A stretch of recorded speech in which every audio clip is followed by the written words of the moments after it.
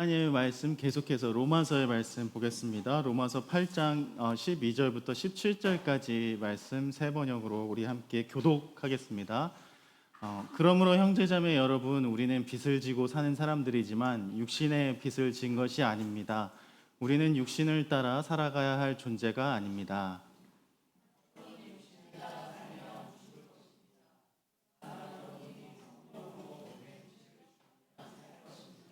하나님의 영으로 인도함을 받은 사람은 누구나 다 하나님의 자녀입니다.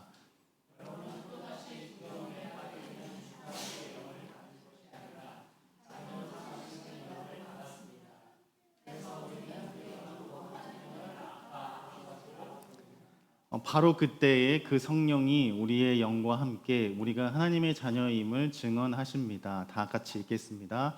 자녀이면 상속자이기도 합니다. 우리가 그리스도와 함께 영광을 받으려고 그와 함께 고난을 받으면 우리는 하나님이 정하신 상속자요 그리스도와 더불어 공동 상속자입니다. 아멘. 우리 계속해서 몇 주간 이제 네 번째 시간인가요? 로마서 말씀으로 나누고 있습니다. 우리 로마서에서 오늘 우리가 함께 교독한 말씀의 주제를 한 문장으로 표현해 보라고 한다면, 그리스도인이 된 예수 그리스도의 십자가와 부활을 믿고 이제 예수 그리스도를 따라 살기로 한 우리 그리스도인들 안에는 그리스도의 영이 이미 우리 안에 있습니다. 그러나 단지 우리 안에 이미 그리스도의 영이, 성령께서 우리 안에 있으나 우리가 그 영대로, 그리스도의 성령 우리에게 주신 그 영대로 살아가지 못할 뿐입니다 라는 그 이야기를 하고 있고요. 그래서 조금 쉽게 얘기한다면, 마니또 아시죠? 우리가 서로 마니또 게임 할 때 내가 이 사람에게 이제 줄 선물을 설레는 마음으로 준비를 하잖아요.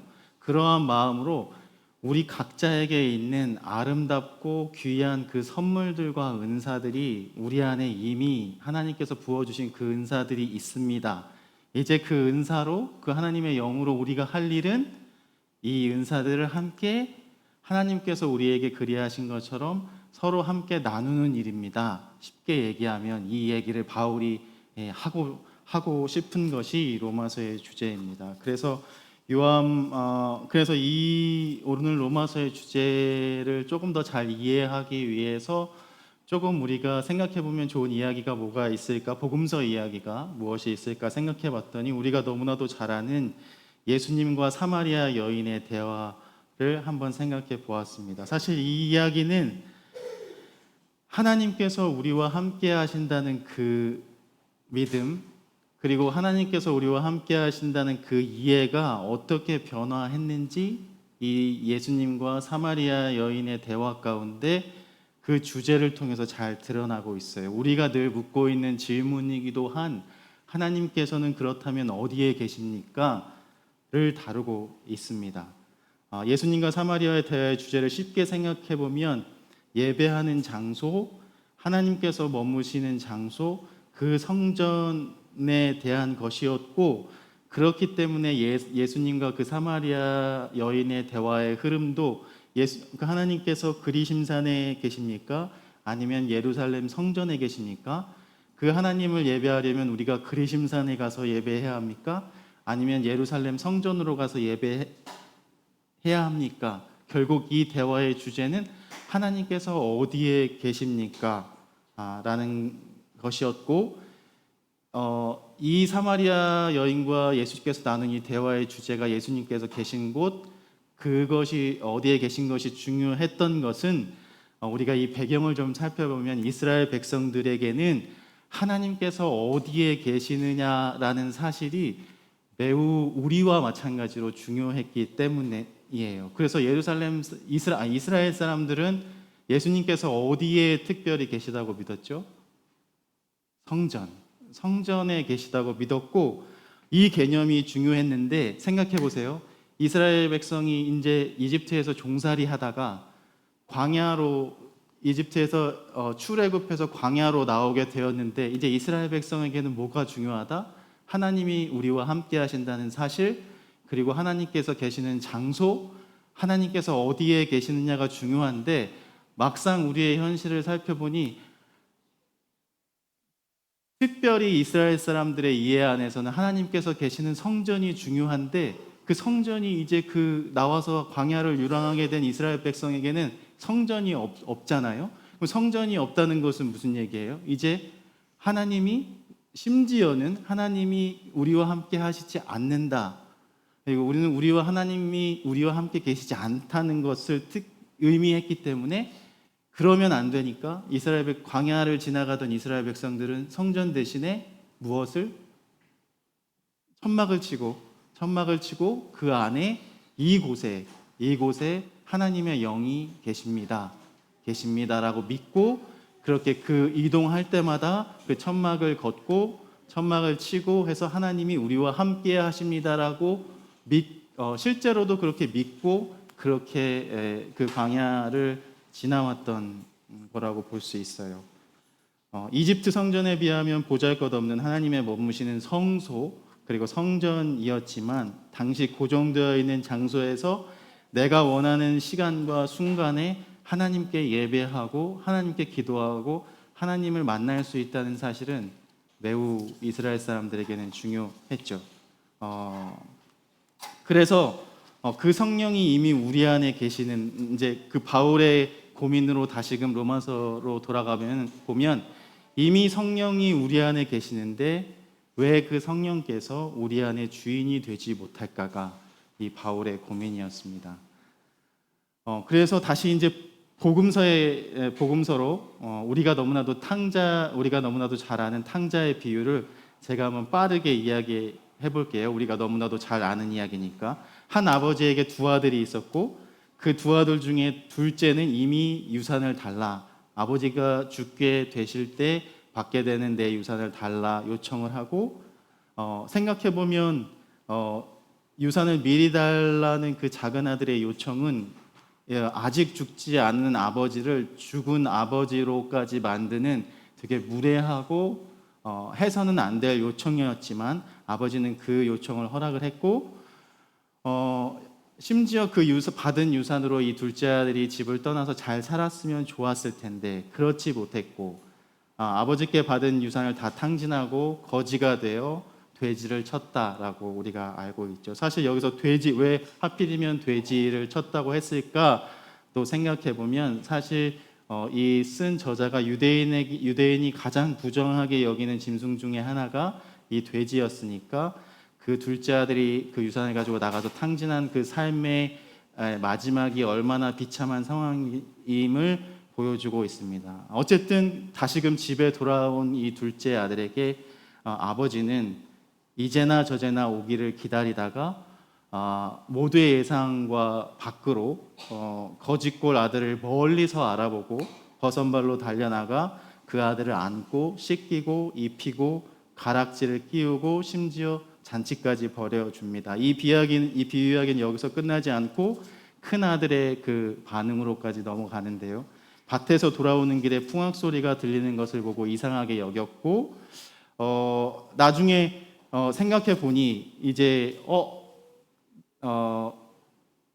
너무 화가 났죠. 이 큰아들은 너무 화가 났죠. 내가 이 아버지에게 성경의 표현으로는 복종했는데 지금까지 복종했는데 나에게는 염소 한 마리 잡아주지 않던 그 아버지가 모든 것을 탕진하고 돌아온 둘째 아들에게는 이렇게 살찐 송아지를 잡아서 잔치까지 벌여주다니 라고 이야기하면서 되게 화가 나는 것을 볼 수 있습니다. 이 화가 난 아들을 달래서 이 집으로 들이면서 하는 말이 아버지의 말이 어땠죠? 이렇습니다. 너는 늘 나와 함께 있으니 나의 모든 것이 내 것이다. 그러나 너의 아우는 죽었다가 살아났고 잃었다가 찾았으니 우리가 즐기는 것이 이렇게 잔치를 벌이는 것이 마땅한다. 여기서 중요한 것은 이 아버지의 표현으로 나의 모든 것이 이 너의 것이다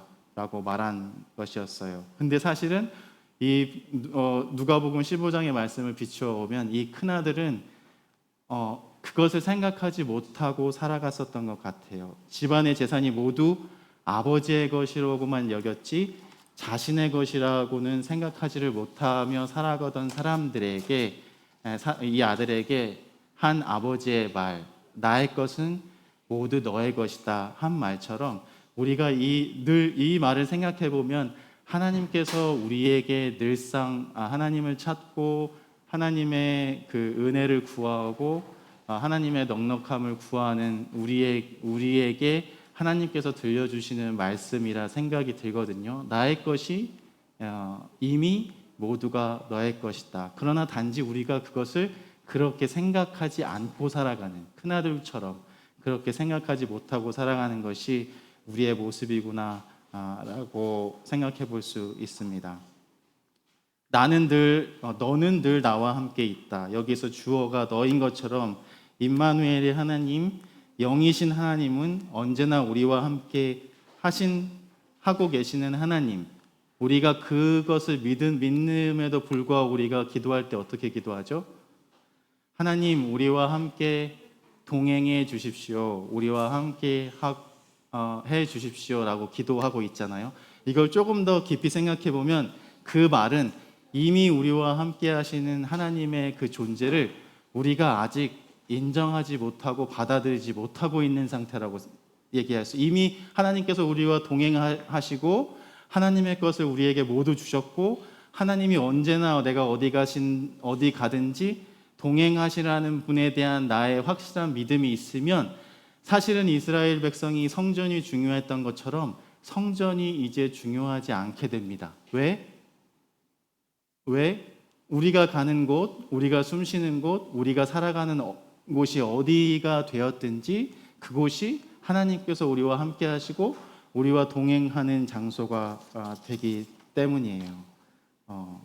그래서 이 이야기를 우리가 이 이야기를 한 단계 더 나아가서 우리가 너무나도 잘 아는 이야기로 조금 다른 챕터로 옮겨주신 분이 옮긴 이야기가 오순절 성령 강림 사건의 이야기입니다. 성령 강림의 이야기를 보면 이제 성령 강림으로 성령님께서 우리에게 오심으로 이미 내 안에 우리 안에 하나님의 영이 머무시게 되었습니다.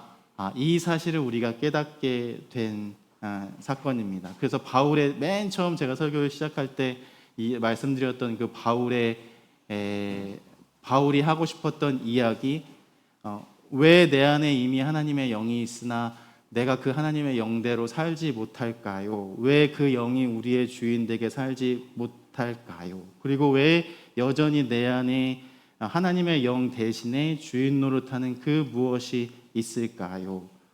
라는 그 고백과 연결해서 그렇지만 우리가 조금 그 큰아들의 마음에서 조금 돌아와서 생각해 보면 이미 우리 안에 모든 것을 허락해 주신 주님, 하나님과 함께 우리가 살고 있는, 하나님과 함께 동행하고 살고 우리 안에는 하나님의 영이 이미 있다라는 이 사실을 알게 되면 우리가 또 다른 기도, 우리가 믿는 하나님은 전지전능하신 하나님 아니십니까? 그런데 이 전능하신 하나님께서 왜 저에게는 아무것도 못 해주십니까? 라고 불평하지 않게 됩니다. 왜? 이미 하나님께서 내 안에 계시면서 나를 움직이신다는 것을 알기 때문에. 그래서 이 전지전능하신 하나님이라는 표현도 우리가 다시 생각해 보면 나한테 그렇게 해주시지 못하시는 것이 아니라 그렇게 하지 않으시려는 하나님의 의도구나, 그 마음이구나를 알 수 있고, 그렇게 하시는 이유는 그 하나님께서 그 하나님의 영을 따라 살기를 바라는 우리 모두가 우리의 욕심을 따르지 않고 하나님의 영으로 살기를 기다리시고 강제하시지 않고 초대하신다는 사실, 이 사실을 우리가 바울의 로마서 8장의 이야기를 통해서 우리가 조금 더 깊게 생각해 볼 수 있고, 더 나아가서 그렇다면 이제 우리를 사로잡고 있는 하나님의 마음에 들어야 한다는 강박에서조차 자유할 수 있게 되고, 하나님의 사랑과 은총에 우리의 마음을 모두 연 사람들이 된다는 그 예수 그리스도를 따르게 된 사람들이 누리게 되는 그 비밀과 신비에 대해서 오늘 바울이 이야기하고 있습니다. 제가 자존감과 자존심의 차이에 대해서 이미 다 알고 계시지만 좀 찾아봤어요. 이게 자존감을 찾아봤더니 자아 존중감의 줄임말, 나의 단점이나 실수에 상관없이 나의 존재 자체로 내가 소중한 사람이라고 믿는 내면의 태도라고 정의하고 있고요. 그와 반면에 자존심은 남에게 굽히지 않고 자신의 품위를 지키려고 하는 마음, 그리고 타인에게 인정받고 싶어하는 욕구라고 정의를 하고 있더라고요. 그러니까 다시 말해서 자존심이 상한다는 그 기준은 우리가 생각해 보면 내 안에 있지 않고 외부에 있구나, 타인에게 있구나. 타인이 나를 인정해주면 나의 자존감은 높아지고, 타인이 무시하면 바닥을 치고, 내 자존심이 너무 지나치게 강하면 상대방의 비판을 받아들이지 못하고 동시에 공격적이거나 동시에 방어적인 태도를 취하게 되는. 그래서 심지어 우리가 알듯이 이 자존심이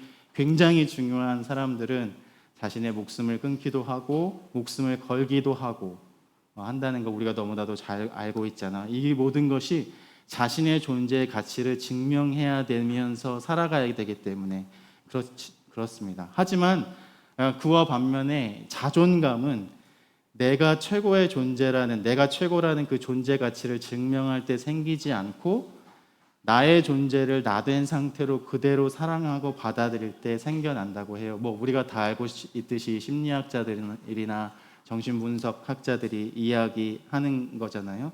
이것을 우리가 신앙의 언어로 조금 바꿔보면 누가 뭐래도 내가 지금 살아가는 삶의 자리와 상황과 상관없이 나는 하나님께서 창조하시고 하나님께서 너무나도 사랑하시는 존귀한 사랑받는 자녀다라는 마음이 우리가 살아가는 이 마음에 우리 안에 이미 주신 하나님의 영대로 살아가는 삶과 연결시켜서 생각해 볼 때 매우 중요한 부분이 되는 것 같아요.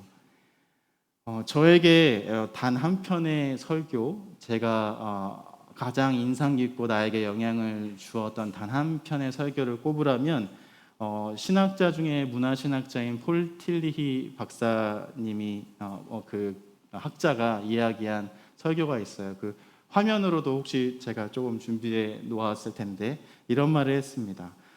현대인이 겪는 깊은 불안과 죄책감, 소외감을 치료할 수 있는 은총의 본질에 대한 설교에서 You are accepted라는 그 설교의 제목 안에서 은총은 우리가 극심한 고통 속에 있을 때 우리에게 찾아옵니다. 그때 어디에선가 들려오는 소리가 있습니다. 너는 받아들여졌습니다. 너는 당신을 만드신 분에 의해서 완전히 받아들여졌습니다. 번역한다면 이렇게 그 설교 중에 한 부분을 제가 뽑아서 번역한 것인데 잘 와닿지는 않아요. You are accepted라는 말이 당신은 받아들여졌습니다가 잘 와닿는 번역은 아닌데 조금 다르게 표현하면 하나님께서 조금 쉽게 번역을 해보면 하나님께서 우리가 어떠한 존재에 있는지, 어떠한 상황에 처해 있든지, 기쁠 때든지 슬픈 때든지 힘들 때든지 상관없이 두 팔을 벌려서 우리를 안아주고 품어주고 받아주고 인정해주시고 사랑해 주신다는 그 설교 중에서 제가 한번 조금 그 발췌해 보았거든요. 이것처럼 우리가 이미 하나님께서 우리 안에 주신 그 그리스도의 영이 내 안에 살고 있고 내가 이것을 믿고 내가 어떻게 살아가는지 그 삶에 상관없이 나의 존재가 어떠한 모습인지 상관없이 우리와 함께 하시고 다만 그 우리가 받은 하나님의 그 성령의 은사를 서로 나누고 살고자 하는 분이라는 사실을 안다면 우리가 조금 그 바울의 고백처럼 바울의 그 제안처럼 예수 그리스도의 영이 우리의 삶의 주인 되어서 살아가게 하시는 그 삶이 가능하지 않을까라는 생각을 해보았습니다. 그래서 제가 로마서 우리 함께 읽은 로마서 8장 14절에서 16절까지의 말씀을 메시지 성경으로 한번 찾아보았거든요. 우리 함께 한번 읽어볼까요? 시작.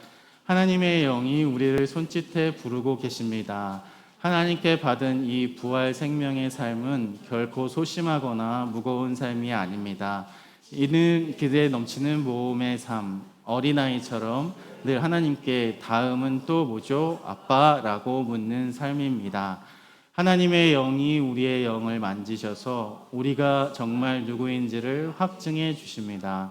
우리는 하나님이 어떤 분이시고 우리가 누구인지를, 곧 그분은 우리의 아버지이시며 우리는 그분의 자녀 알게 됩니다.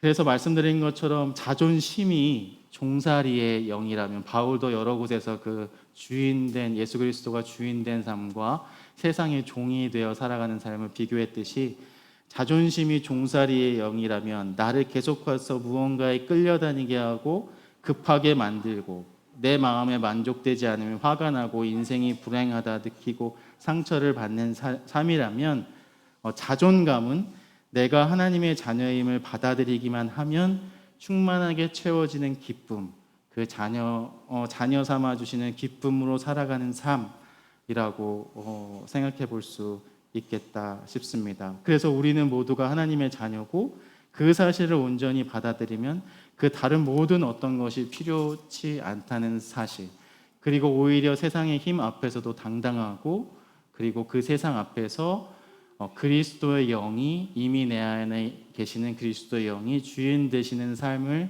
살 수 있다는 사실, 이미 하나님께서 그렇게 살아갈 힘을 우리 모두 각자에게, 저와 여러분에게 주셨다는 사실을 우리가 믿고 인정하면서 한 주간 또 살아가면서 왜 나는 하나님의 자녀라는 사실을 알매도 내가 그 하나님의 자녀만으로 충만하게 내 자존감을 채울 수 없는지, 왜 하나님의 영이 내 삶의 주인 되게 하시는 그 영이 주인 되게 하시는 삶을 살아가게 하는 일이 왜 그토록 어려운지를 저와 여러분이 조금씩 묵상하면서 그 그리스도의 영이 우리의 삶을 살아가게 하는 그 삶을 한번 꿈꾸어 보고, 그 하나님의 꿈이 우리의 꿈이 되게끔 그렇게 살면 좋겠다는 생각을 해보았습니다. 예수 그리스도께서 이미 그렇게 하신 것처럼 성육신의 신비 가운데 비록 인간의 몸을 지니고 이 땅에 오셨기 때문에 그 육신과 몸이 지닌 육체적 한계들을 하나님께서도, 하나님이신 예수 그리스도께서 이미 경험하셨지만, 그렇기 때문에 우리와 같이 배고프시고 아프시고 상처받으시고 힘든 일들을 다 겪으셔야만 했지만, 그럼에도 불구하고 그 몸의 삶이, 그 육신의 연약함의 삶이 예수 그리스도의 삶을 지배하지 못하도록 하고, 예수 그리스도의 영이 충만하게 임해서 내 육신을 이기고 그 십자가에서 죽고 다시 살아난 부활의 신비를 통해서 우리도, 예수 그리스도를 따르는 우리도 예수 그리스도께서 하신 것처럼 매일 죽는 것 같으나 이제 그 죽음을 이기고 우리의 연약함을 이기고 예수 그리스도께서 주시는 그 영과 은사와 선물 안에서 우리도 어둠을 이기고 빛으로, 죽음을 이기고 생명으로 사는 그 삶을 가능하다고, 예수 그리스도 안에서 가능하다고 믿습니다라는 삶을 살아가게 되는 저와 여러분 되기를 간절히 소망합니다. 우리 침묵으로 오늘 함께 나눈 말씀을 묵상하면서 침묵으로 잠깐 기도하겠습니다.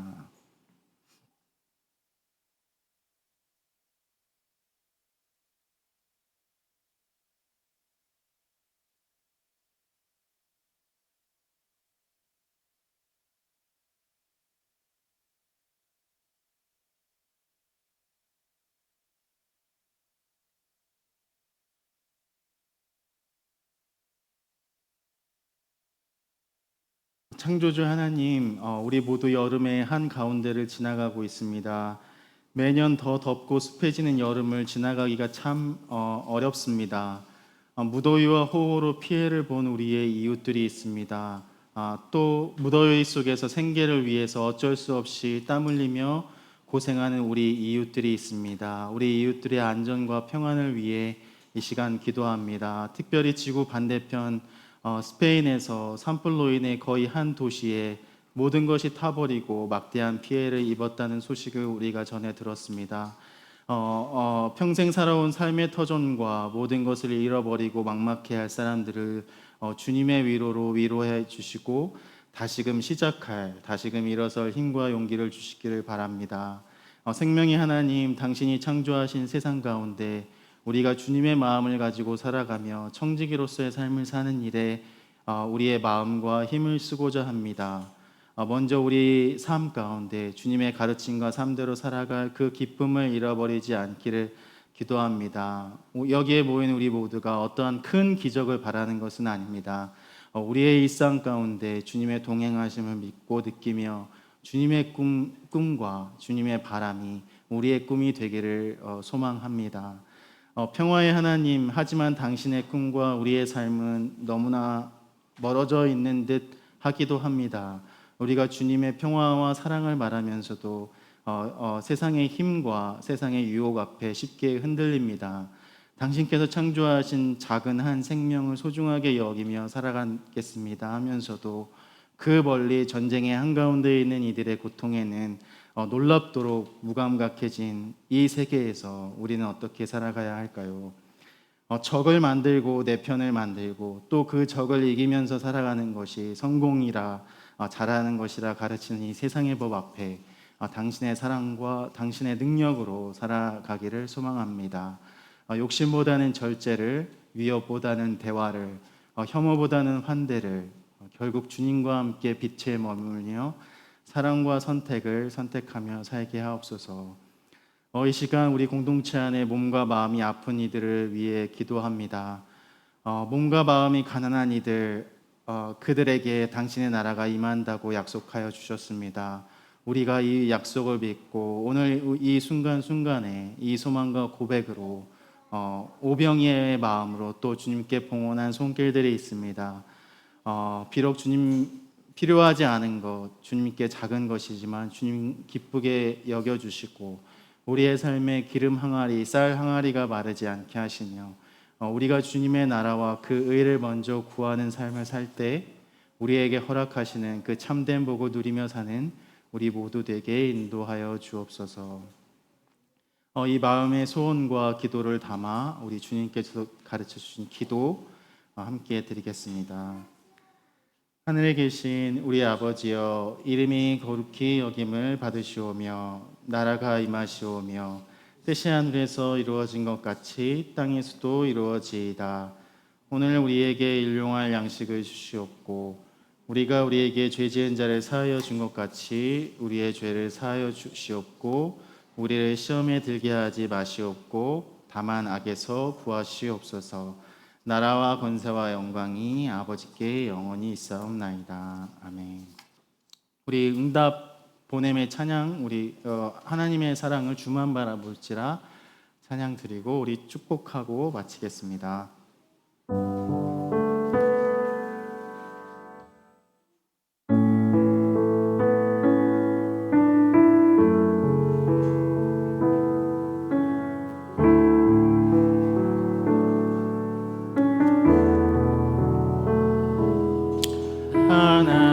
하나님의 사랑을 사모하는 자, 하나님의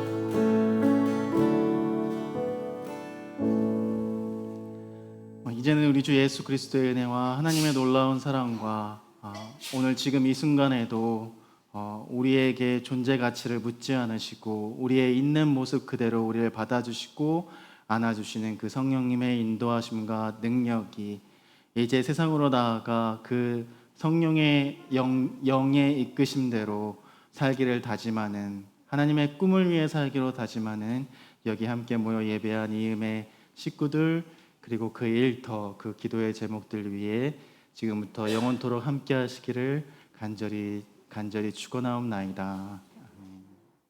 아멘.